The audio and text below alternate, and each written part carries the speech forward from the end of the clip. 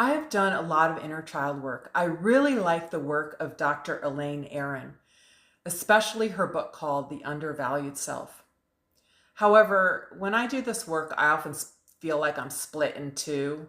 Like there's the adult and then there's the child, the little me. And it tends to feel like a little bit too cognitive or cerebral and focused on the imagination and not so embodied. This work can have value. However, I feel like it just doesn't get to the emotions that we had to bury as a child and integrate them into the here and now.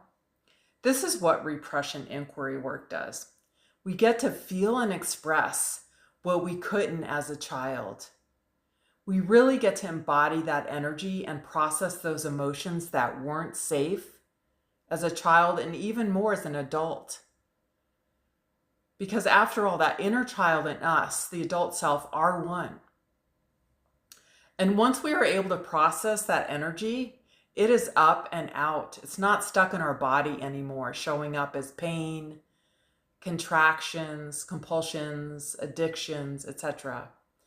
And oh my God, there is just so much more space and breath and freedom in the body after doing this work.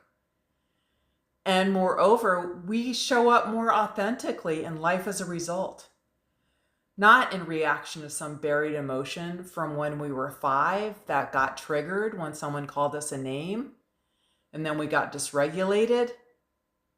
At that point, we are reacting rather than responding as our 5-year-old self. Can you recognize yourself in that? All of emotional repression inquiry is, in my view, inner child work, without the split as a child and as an adult. This makes it more effective in my own experience.